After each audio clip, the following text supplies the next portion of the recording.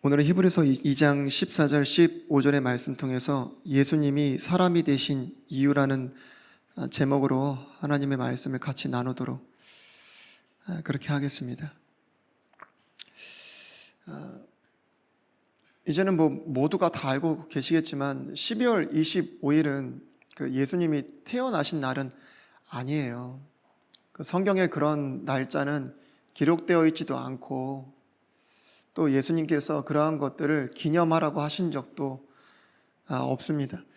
다만 성경에서 예수님이 태어나신 날짜가 언제인가를 유추해 보면 9월에서 한 10월 그쯤이 아닐까 이렇게 생각해 보는 정도가 전부 다입니다. 주님께서 기억하라, 기념하라 하신 것은 뭐밖에 없어요? 주님의 십자가의 죽음, 그것 말고는 없습니다. 주님이 교회에게 주신 규례는 두 가지밖에 없어요. 우리가 좀 전에 행했던 주의 만찬과 침례, 그거 외에는 교회에게 주신 규례가 없습니다. 그럼에도 불구하고 많은 교회들이 로마 카톨릭에서 행했던 교회력에 따라서 많은 절기들을 지키는데 그러한 것들을 교회에게 주님께서 주신 적이 없습니다. 12월 25일 날 이렇게 크리스마스로 이렇게 성탄절로 지키는 것 또한 사실 로마 카톨릭 교회에서 정한 날짜에 사실 불과합니다. 그래서 예전에 그 스코틀랜드의 장로교 창시자였던 존 녹스 같은 사람, 그리고 그때 당시에 청교도나 스코틀랜드의 이 장로교인들은요, 이 로마 카톨릭에서 내려왔던 이러한 절기들, 성탄절을 포함해서 그런 것들을요 지키지 않았을 뿐더러 법을 만들어서 아예 지키지 못하게 했었어요. 또 장로교 창시자였던 칼빈조차도 이런 교회력에 따라서 다 설교하지 않았습니다. 점점 시간이 이렇게 지나면서 이미 굳혀져 있고 이미 그렇게 자리 잡았던 부분들이 있기 때문에 결국에는 12월 25일 날 대부분의 교회가 이렇게 성탄절을 지키면서 결국에는 다 정착이 되었지만 실제는 성탄절을 지키지 않기 위한 그런 몸부림들이 17세기 이때만 해도 굉장히 많았습니다. 사실 지금도 성탄절에 대한 잘못된 것, 또 지키지 않아야 된다는 것들 가지고 이렇게 말씀드리는 목사님들도 계시지만 사실 저희 교회도 그렇죠. 이거를 성탄절로서 어떤 절기로서 지키는 것은 아니기 때문에, 하지만 또 많은 사람들이 다 알고 있기 때문에 이 성탄주를 맞이해서 저희가 우리의 죄를 위해서 오신 예수 그리스도에 대해서 기억하고 또 마음에 새기고 또 전도하는 그런 기회로 삼고자 저희가 이 자리에 모인 거고, 또 말씀을 나누고자 사실 하는 겁니다. 사실 성탄절이라고 해도 많은 교회들에서 이렇게 주님을 찬양하고 예배하고 이렇게 하지만 또 한편으로 이렇게 보면은 세상 가운데 성탄절은 어떻게 보면은 참 주님의 오심을 이렇게 기뻐하기보다는 어떻게 보면 사탄적이고 마귀적인 그런 일들이 자행되어지고 있기 때문에 사실 참 좋다 이렇게 하기가 상당히 어렵습니다. 저희 아이들도 아까 이렇게 나와서 준비한 찬양을 이렇게 했지만 저희 집 아이들도 어저께 그런 얘기 하더라고요. 이렇게 성탄절 선물을 내놔라. 성탄절 선물을 주라.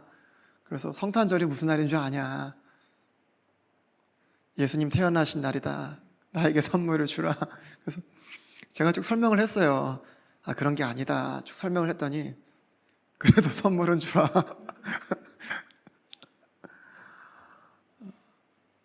여러분, 사실 오늘도 이렇게 성탄절 관련된 이런 찬양을 많이 했지만 저는 이렇게 찬양을 참 부르면서도요 좀 안타깝다라는 이런 가사들이 참 많습니다. 특히 저는 아기 예수 나오는 이 가사를 그렇게 좋아하지 않습니다. 사실 저는 우리가 그냥 언뜻 생각해 보면요, 예수님이라는 분이 그냥 12월 25일 날 아기로 탄생한 거, 여기에 자꾸 포커스가 맞춰지는 것 같아요. 근데 우리가 경배하고 찬양하는 분은요, 그 아기 예수님이 아니에요. 예, 우리를 위해서 몸이 찢기시고 피를 흘려주신 그 예수 그리스도, 온 우주 만물을 창조해 주시고 구원자가 되시는 그 예수 그리스도. 아까 마지막에 두 번째 찬양이었나? 천사 찬송하기, 그러니까 이런 찬양이었나요? 아까 그 찬양의 가사와 같죠. 여러분, 우리가 대언설을 이렇게 보잖아요. 선지서를 이렇게 보면요, 이사야나 이런 데 보면요, 아기 예수님이 오셔서 막 이런 거 잘 안 나타나 있습니다. 예수님이 나셔요. 예수님이 오시는데 그분이 어떤 일을 하시는가? 그런 일은요, 아기 예수가 할 수 있는 일이 아니에요. 그렇기 때문에 가사가요, 예수님이 이 땅에 오셨어. 그러니까 저는 그 표현 자체가 틀렸다는 건 아닌데, 아기 예수가 맞죠. 근데 원래 예수님은 창세 전부터 계신 분이세요. 이스라엘 백성을 출애굽시키시고요, 가나안으로 인도하신 분이 예수 그리스도세요. 그 예수 그리스도께서 하신 일, 그분의 이름을 찬양하고 그분이 하신 일을 높여드리고 해야 되는데, 자기 아기 예수 탄생한 거에 자꾸 포커스가 맞춰지더라고요. 이런 찬송가들 보면은 아쉽고, 그리고 표현 자체도 아기 예수 탄생보다는 주의 오심, 그분께서 이 땅에 내려오심, 사람이 되심, 저는 이런 표현이 더 개인적인 생각이지만 좋다고 생각합니다. 그리고 사실 저는 이런 생각이 들어요. 사실 예수님이 이렇게 그 유대 베들레헴에 탄생하셨을 때 그 헤로드 왕이 아이들을 죽이지 않습니까? 어떻게든 막아보려고. 근데 이미 예수님이 태어나셨거든요. 지금 마귀가 어떻게 그 탄생 소식이 들려지지 않게 하냐, 그 유대인의 왕을 보지 못하게 하고 경배하지 못하게 하냐, 그런 것들이 이제 성탄절의 행사고 산타클로스고. 여러분, 산타클로스도 되게 보면은 예수 그리스도랑 닮은 게 되게 많습니다. 못 닮은 것 같으세요? 저희 청년들하고 교제하면서 이런 얘기 나눴었는데 생각보다 굉장히 다양한 의견이 많이 나왔습니다. 일단은 그 산타클로스가 입고 있는 그 옷이 그렇잖아요. 색깔이 빨간색, 하얀색, 그렇죠? 예수님을 나타내고 상징할 수 있는 그런 색깔이죠.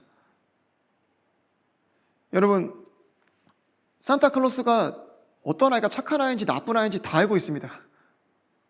그리고 나서 그에 맞춰서 아이들에게 줄 보상을 가지고 와요. 예수님도 마찬가지죠, 그렇죠? 어떤 사람이 선한 사람인지 악한 사람인지, 또 그의 행위에 따라서 줄 보상이 있다, 주님 말씀하셨는데, 예수님의 모습과 굉장히 비슷합니다. 그리고 산타클로스가 타는 게 뭐예요?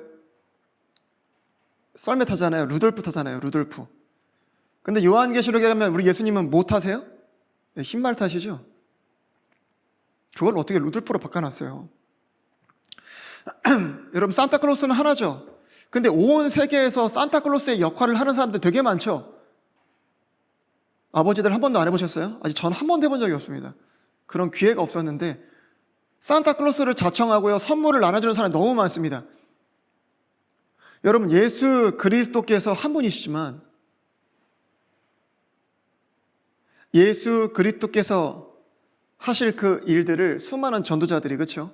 사역자들이 하고 있죠. 그러니까 결국에는 예수 그리스도에게 향해야 되는 그 시선이 어디로 향하게 만들어요? 산타클로스에게 향하게 만들죠. 근데 산타클로스가 우리가 나이가 들어서 성장하면 그게 진짜라는 사실, 가짜라는 사실을 알아요, 몰라요? 안단 말이에요, 가짜라는 사실을. 결국에는 허구구나. 결국에는 어떻게 됩니까? 그와 비슷한 예수님도 어디에 신화쯤, 그냥 북유럽의 신화와 같이 산타클로스가 이것도 그냥 유대 이스라엘의 그냥 신화이겠구나, 이렇게 치부해버리게 되는 것이죠.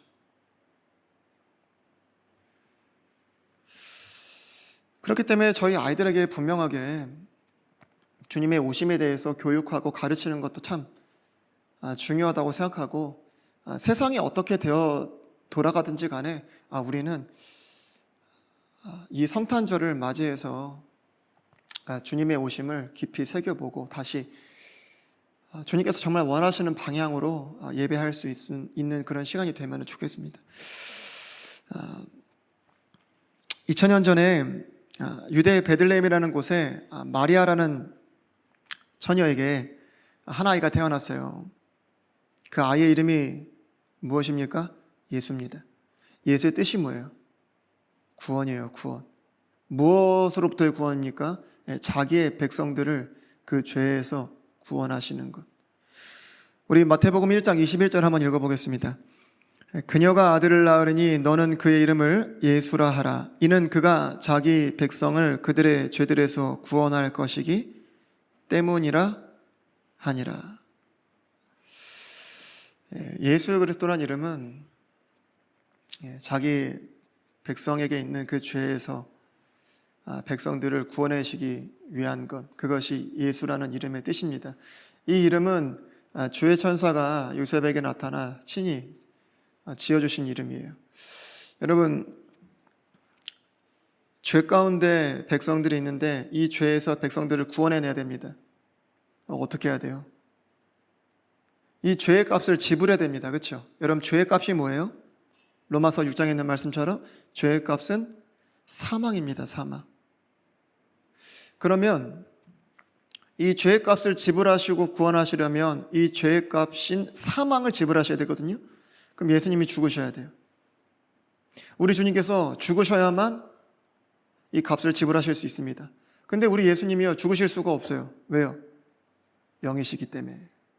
영이시기 때문에 우리 주님은 죽으실 수가 없어요.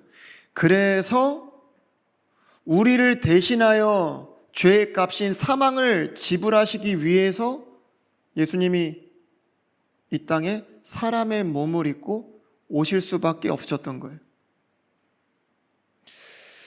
여러분, 우리 본문 말씀 한번 다시 볼게요. 히브리서 2장 14절 15절 말씀.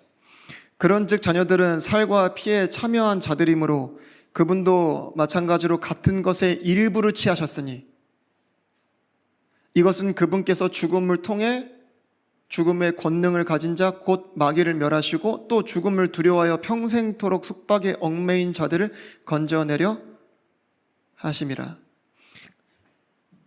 사람이 죄를 졌잖아요. 살과 피에 참여한 이 사람이. 그래서 그분도 마찬가지로 예수님께서 똑같이 살과 피를 취하셔야만 했던 거예요. 우리의 대속물이 되시기 위해서. 근데 이쯤 되면 질문이 몇 가지 있을 수 있어요. 목사님, 그러면 예수님이 꼭 우리를 대신해서 십자가에서 죽으시는 것 말고는 다른 방법이 없었을까요? 그냥 주님께서 십자가에서 우리 대신 죽으시는 것 말고 그냥 용서해 주시는 방법은 없었을까요? 없어요. 왜 없냐? 왜 안 되냐? 하나님의 공의에 부합하지가 않아요. 그거는. 여러분, 이 땅에는 어떤 죄인이 있는데 그 죄인이 죄값을 지불하지 않고 누군가 용서해 준다. 아무도 그것들을 받아들이지 않을 겁니다. 이건 하나님의 공의에 부합하지 않는 것입니다. 그렇기 때문에 그것은 불가능해요. 그럼 목사님, 예수님의 육체 말고 이 땅에 있는 다른 육체로는 안 될까요? 그것도 안 돼요. 왜냐하면 이 땅에 태어나는 모든 자들의 피는 아담의 피를 물려받았기 때문에 뭘 가지고 태어나요? 죄성을 가지고 태어나요. 죄와 부패된 피를 가지고 태어나기 때문에 이 땅에서 태어나는 모든 자들은 하나님의 대속물로 부합하지 않습니다. 예수님도 사람의 몸으로 오셨잖아요. 맞아요. 근데 요셉의 피가 아니라 마리아의 몸만 빌리고 누구를 통해서 나셨어요? 성령님을 통해서 하나님의 씨로 나신 겁니다. 그래서 예수님은 사람의 몸을 입으실 때 뭐가 없으세요? 죄가 없으세요. 부패한 피를 가지신 분이 아니기 때문에 하나님의 피를 가지신 분이시기 때문에 죄가 없으십니다. 그리고 또 한 가지 이유가 있어요. 예수님의 육체 말고는 다른 육체로는 안 되는 이유가 뭐냐면 죄값이 뭐예요? 사망이거든요. 근데 죽고 나서 어떻게 해요? 사망의 권세를 깨뜨리고 다시 부활해야 돼요. 근데 그럴 육체가 있어요, 이 땅에? 아무도 없단 말이에요. 죽으면 그 사망의 권세 아래서 다시 돌아올 수 있는 육체는 아무도 없습니다. 오직 예수님만이 죽으시고 사망의 권세를 깨뜨리시고 그 사망의 권세를 가지고 있던 마귀를 멸하시고 부활하실 수 있는 유일한 분이세요. 하나님이시니까. 그렇기 때문에 예수님께서 어떻게 해요? 이 죄 아래, 이 사망 아래에 있는 우리를 구원하시기 위해서 사람의 육체를 입고 이 땅에 내려오심으로 말미암아 어떻게 해요? 십자가에서 죽으시고 이 죄의 값을 다 지불하시고 사망의 권세를 깨뜨리시고 마귀를 멸하시고 예수님이 부활하신 겁니다. 이해가 되시죠? 계시록 1장 18절 말씀, 나는 살아있는 자라.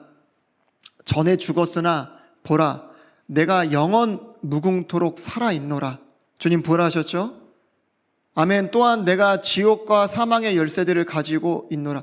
주님께서 사망의 모든 권세를 깨뜨리시고 죄의 값을 다 지불하시고 마귀를 멸하시고 부활하셨다는 말씀을 우리가 확인하게 됩니다. 그리고 예수님께서 사람이 되신 두 번째 이유가 하나 있는데, 그게 뭐냐면 우리의 연약함을 담당하시기 위해서 사람의 몸을 입고 오셨어요. 여러분, 우리 예수님께서요, 태어나실 때요, 복중의 태아로부터 시작해서 어린아이 그리고 성인이 되기까지 모든 사람의 과정을 다 똑같이 겪으셨어요. 그냥 성인으로 우리 예수님이 오신 게 아니라 일반 모든 사람들과 같이 복중의 태아로부터 시작해서 어린아이 그러면서 성인에 이르기까지 모든 사람의 과정을 똑같이 몸소 경험하신 겁니다. 이뿐만이 아니에요. 사람들이 겪는 모든 고통, 문제, 아픔, 배신, 핍박 이러한 모든 것들을 다 친히 몸소 체험하셨어요. 우리 히브리서 4장 15절 보실래요? 우리에게 계신 대제사장은 우리의 연약함의 감정을 몸소 느끼지 못하시는 분이 아니요 모든 점에서 우리와 똑같이 시험을 받으셨으되 죄는 없으신 분이시니라. 그러니까 우리 예수님께서는요, 모든 것을 사람과 똑같이 경험하고 체험하셨기 때문에 우리의 연약함, 우리의 모든 것들을 다 아신다는 거예요. 그리하여 온전히 예수님은 우리의 연약함을 다 이해하시고 공감하시고 긍휼히 여기시는 가운데 우리를 도우실 수 있게 된 거예요. 오해하시면 안 되는 게 뭐냐면 주님이 그러한 것들을 모르셔서 알기 위해 사람의 몸을 입으셨다라는 게 아니에요. 주님은 모든 것을 다 알고 계시지만 우리 입장에서 우리가 이해하고 받아들이고 깨달을 수 있도록 우리의 관점에서 이런 일을 행하신 겁니다.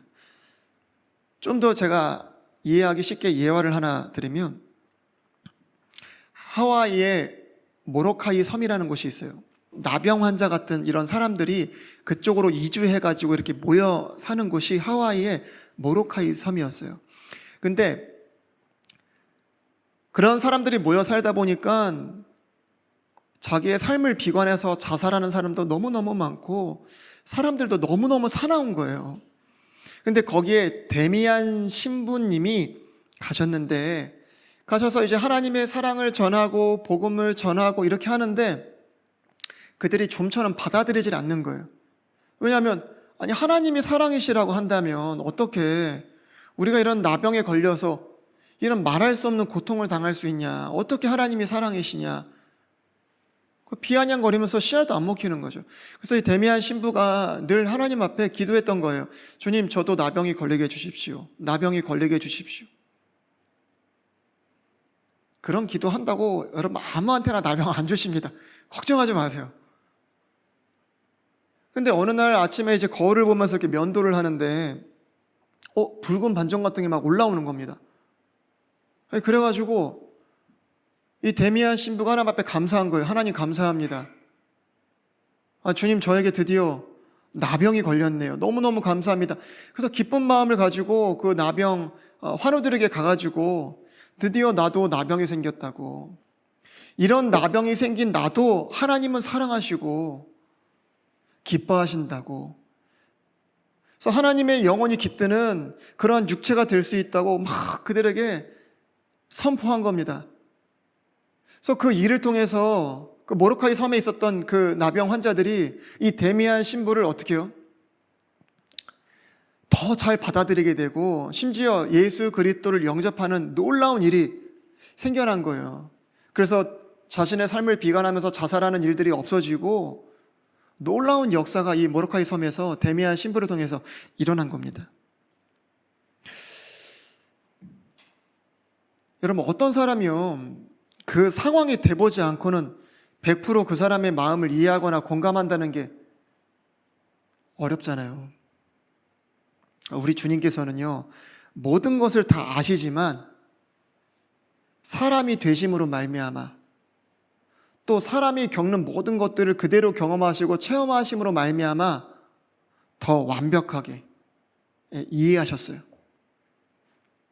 그리고 우리가 완벽히 이해하고 받아들일 수 있도록 하신 겁니다. 그럼 여러분, 예수님께서 지금 하나님 보좌 우편에서 우리를 위해서 중보하고 계시잖아요. 그러니까 그 중보 기도는요 진정한 중보 기도예요. 여러분, 우리는요 누군가를 이렇게 중보한다고 하지만 그 사람의 속사정을 진짜 제대로 알지 못하고 하는 중보거든요. 그의 아픔, 그거 다 우리 몰라요 사실. 그러면서 하는 중보 기도입니다. 근데 우리 예수님은요 우리의 모든 것들을 다 알고 중보하시는 거예요. 뭐 우리에 대해서 잘 모르시면서 그냥 기도하시는 그런 중보 기도가 아니라 우리의 아픔, 우리의 슬픔, 우리의 고통, 우리의 기쁨, 우리의 모든 것들을 다 이해하시고 공감하시고 체휼하신 가운데 기도하시는 겁니다.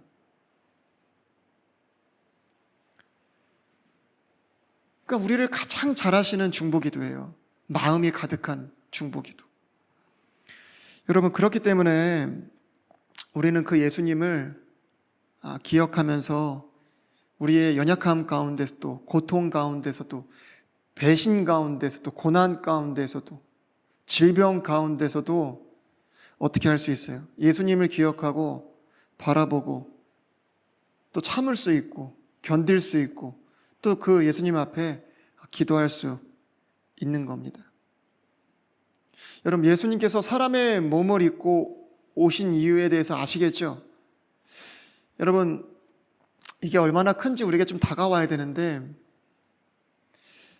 여러분, 병원에서 이렇게 환자들을 이렇게 돌보다가요, 병원에서 이렇게 환자들을 돌보다가 그 사람의 마음을 조금 이해하고 알기 위해서 그 사람의 병을 자기에게 심는 사람은 아무도 없어요.